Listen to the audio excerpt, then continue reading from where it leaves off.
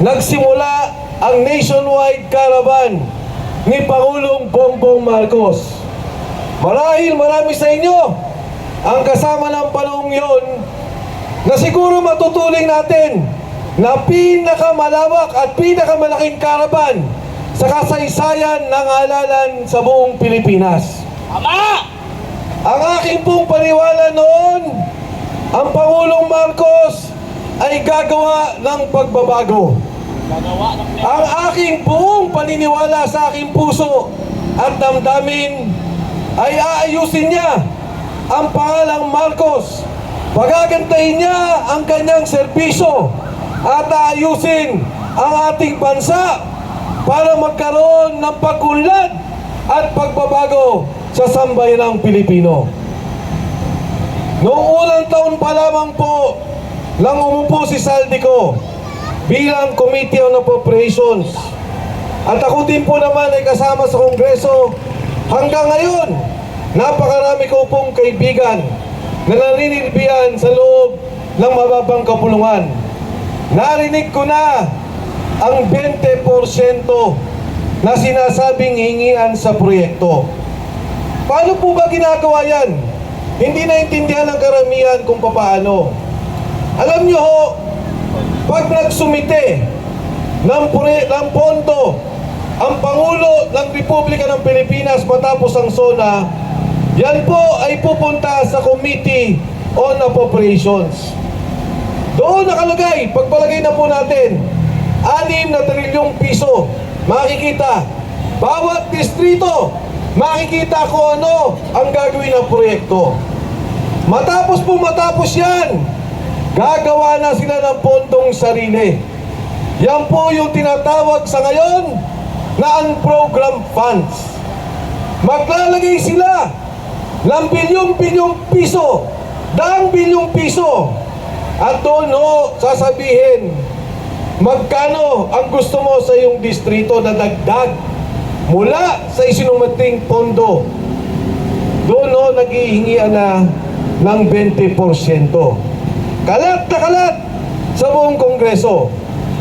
Sino po ang naglagay kay Saldico? Si Speaker Martin Romualdez. At sabi nga po nila, noong unang taon ng pondo na ginamit na pinamimigay magmula sa perang binubulsa nila at perang inaabot sa bawat congressman, wala pong iba nagsabi kundi si Toby Chanco, nakamag-anakan ng presidente. Ang sabi niya, ginamit ang pondo, ang pagbibigay ng proyekto para i-impeach ang Vice President Sara Duterte. Hindi dahil sa pagkakamali, hindi dahil sa prinsipyo, hindi dahil sa pininiwala ng korupsyon, kung hindi nabili ang bawat miyembro ng Kongreso para pirmahan ang impeachment na yun. Ngayon ho, pumunta tayo kung bakit ako nasama sa isyong to. Ang katotohanan ho, ayoko nang tumakbo. Sinabi ko na ho yan nung ako'y tumayo sa EDSA noong nakaraan. Inimbitahan ako ng sagip, pinapatakbo ko sa isang distrito. Ang sabi, wala ka ng kalaban. Ang sabi ko, ayoko muna. Gusto ko sa pribado at maghanap buhay. At ayoko na ang pera pinapakain sa aking pamilya, ang pondong iniipon ko ay galing sa nakaw at pondo ng sambayanang Pilipino. Lumapit si Sergeant Cotesa. Ano ang sabi niya sa akin? Sir, kami po ang nagdi-deliver ng pera. Nagulat po ako. Sabi ko, totoo ba yan, Sarge? Opo. Ang pinakamalaking nakita kong delivery, 46 na maleta. Nagkakahalaga, humigit kumulang 2.5 billion. Isang delivery lang na ginawa nila. Ang sinasabi po sa akin ni Sergeant Cortesa, meron kaming Viber chat 3 beses sa isang linggo ang delivery. Ban-ban po kami, 2, 3, 5 kung ilan ang kailangan para mag-deliver ng pera. Ano ang pangalawa niyang sinabi? Ang sabi niya, kami po ay nagdi-deliver ng pera kay Martin Romualdez. Nagulat po ako nang sabihin na yun. At hindi ko maintindihan. Dahil ang sabi sa akin ni Sergeant Contesa, inaakyat po namin ang mga maleta sa bahay ni Saldico sa may Horizon. Ang binababa muli namin. Sabi ko dun sa 45, ilan ang binaba ninyo? 35 ang binaba po namin. Sabi ko, Sarge, parang ang hirap naman nun. Inaakyat nyo pa ang maleta, pagkatapos ibinababa nyo muli, isinasakay ninyo. Sabi niya, sir, hindi ko rin po alam kung bakit. Ang sinabi pa niya, na hindi pa una sinabi sa komite, sir, nagulat ako. Yung Department of Health, pinihinto nila, zero budget, dahil ayaw daw makisama nung departamento, nung kalihim ng Department of Health. Pero matapos po noon, nung nag-usap-usap sila, muling ibinalik ang pondo at dinagdagan pa. Kwento po yan ni Contesa. At sigurado ko, sa kwentong yan, may anomalya sa Department of Health na hindi pa natin nakikita. Lahat meron! Mga kasama, ng panahong yun, ang panawagan ko, imbestigahan si Martin Romualdez. Dapat! Dapat tingnan yung 90 kasama ni Contesa at yung 2 taong sinabi ni Alcantara na alalay ni Saldico, si Paul Estrada at si Mark Texay, 90 na mga sundalo, walang pinatawag kahit isa. Yan ang magsasabing totoo na nagdi-deliver sila ng pera. Yan ang magpapatunay, si Paul at si Mark, saan galing ang pondong to? Sa departamento ba? Sa mga congressman ba? Anong pondo ba yan? Komisyon ba yan sa customs na sinasabi ni Saldico? O yung pera na galing sa asukal, sibuyas at bigas na sinasabi ni Saldico na pinagperahan ng gobyernong ito? Mga Noong pahinga! pong nangyayari ito, hindi ako nananawagan Bangag kayo. ng BBM resign. Yan. Nagulat ako nung nagsalita na si Saldico. Ano ang sabi ni Saldico? Nagdi-deliver ako ng pera kay Martin Romualdez at kay Bongbong Marcos. Yan! Mga Marcos! Isan! Ngayon o, karagdagan. Baka hindi ka pa rin pwedeng maniwala. Apat na cellphone. Baka gawa-gawa ni Saldico dahil gipit na siya. Anong sabi ni Saldico? Yayamanin. 100 bilyon in-insert ni Bongbong Marcos sa pondo. Ano ang sabi ni Ping Lacson? Totoo yan! May pondo! Pero hindi ikaw ang nag-deliver ng 25 billion kay BBM. Ang nag-deliver ng pera ay si Yusek Bernardo kay Secretary Persamin at kay Secretary Pangandaman. Wow. Ano po ang ibig sabihin nito? Hindi nila sinasabing sinungaling yung 100 bilyon. Totoo na may 100 bilyon na inilagay sa pondo. Inilabas ang listahan at wala po silang masabing nagsisinungaling si Saldico. Ang mabigat, ang sabi ni Saldico, hindi totoo yung sinasabi ni Yusek Bernardo ng DPWH. Dahil yung pera na sinasabi ni Yusek Bernardo, ibang pondo yan.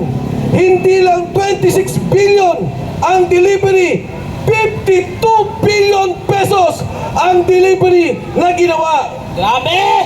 Kaya po sa isip ko, totoo na si Bongbong Marcos kasama sa lahat.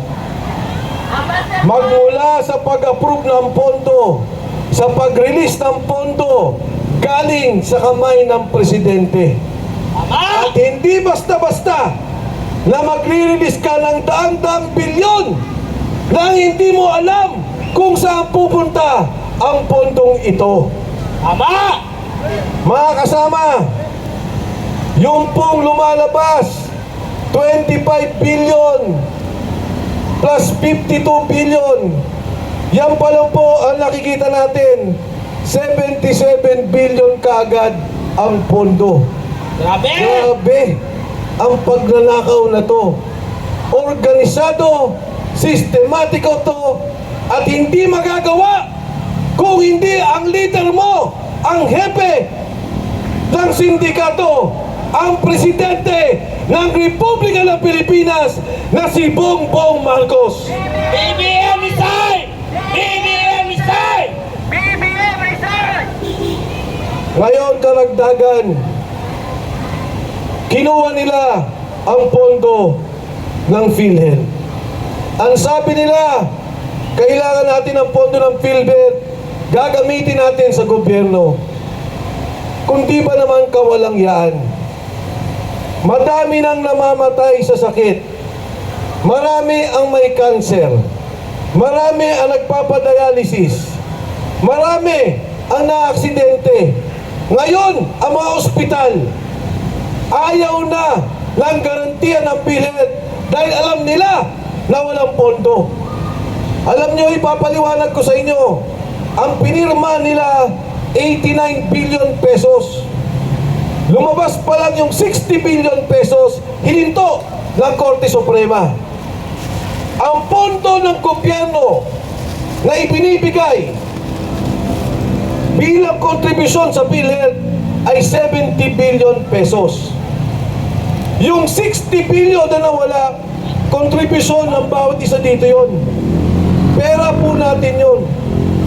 Kaya may nawala na 60 billion, hindi pa nagbigay ng 70 billion, 130 billion ang nawawalang pondo sa programang pangkalusugan.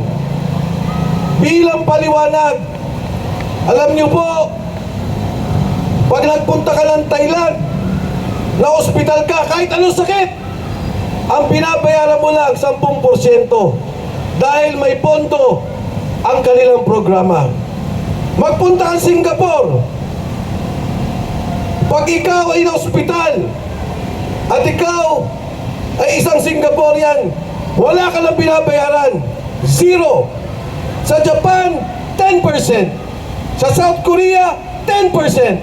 Sa Pilipinas, 70% ang binabayaran ng bawat isang Pilipino. Namamatay na lang, iba. Dahil wala po tayong pondo. Bakit kukunin mo ang pera ng PhilHealth? Imbes na pagandahin mo ang programa, pagandahin mo ang subsidya, tulungan mo lahat na mahihirap na ospital na kailangan ng pondo, may cancer, kailangan ng dialysis. Ito ang dapat programa ng isang bagong Pilipinas. Hindi ang nakawin ang pondo ng PhilHealth para sa inyong sariling bulsa. Tama! Ilan na promotor? Yung pong PDIC, ano pong ibig sabihin yan? 107 billion kinuha nila. Nilagay sa pondo ng gobyerno. Pagka po kayo ay may pera sa bangko at biglang nagsara ang bangko, kayo po ay may insurance. Coverage ng pera niyo yan. Pera natin ang PDIC mula sa bayad ng mga bangko, mula sa mga kita ng bangko. Ano po nangyari? Kinuha nila ang pondong yan. Imbis na pagandahin ang programa na tayo maglagay ng pera sa bangko, alam natin na hindi mawawala. Kaya mga kasama, pag pinagsama-sama mo, PhilHealth, 130 billion, PDIC, 107 billion. Magkano po lahat yan? 237 billion. Saan napunta ang perang yan? Sa bulsa ni Marcos! Napunta sa flood control at sa bulsa ng mga nakaupo sa Kongreso, Senado at sa bulsa ni Saldico, ni Speaker Martin Romualdez, ni First Lady Lisa Marcos at sa bulsa ni Bongbong Marcos. Tama! Pati mga kalyado na kinabang. Kaya po ako nandito ngayon bilang pakikisa sa isang matapang na kasama sa ating Kongreso. Pinapaliwanag ko po ang lahat ng isyong to at kahit sino sa Kongreso, sa Senado o sa Kabinete na gustong tumibate ay haharap ako. Ang ginawa nila kay Kiko Barsaga ay kawalang yan. Ang tao, walang ginawa kundi magsalita lamang ng katotohanan, magsalita ng kanyang iniisip, magsalita ng kanyang damdamin. Walang ninakaw si Kiko Barsaga! Tama! Protect Kiko! Kaya po ako nandito dahil ako'y nakikisa sa kanya at nakikisa sa lahat sa inyo. Kung gaya lang nilang gawin kay Kiko Barsaga yan, ay gagawin nila sa lahat ng tao. Si Captain Dado Enriquez, kinasuhan na. Si Dison, rebellion. Si General Romy Pokis, kinasuhan na. Si Dison, rebellion. Yung nasa kaliwa ko, kinasuhan na. Si Dison, rebellion. Sigurado ako, sa darating na panahon, isa sa atin dito ay makakasuhan pa. Hindi kami takot! Si Atty. Ferdy Topacio, ito ang ikakaso dito, yung kaguluhan sa Menjola. Siya pa ang pinagbibintangan na nanggulo si Atty. Ferdy Topacio. Mga bobo sila! Hindi lang nila magawa dahil magaling na abogado to, si Atty. Ferdy Topacio. Tama! Kaya bilang pakikisa, ako po ay nandito, nakasama ninyo, kasama ang lahat ng mamamayang Pilipino, ang kapulisan, ang lahat na sundalo ng mga kabataan. Panahon na po na magsalita tayo, panahon na magkaisa tayo, itigil na ang kawaliang sa gobyerno, pigilan ang sindikato at ipaglaban natin ang kinabukasan ng sambayanang Pilipino. Maraming salamat, magandang hapon sa inyong lahat. Maraming salamat po!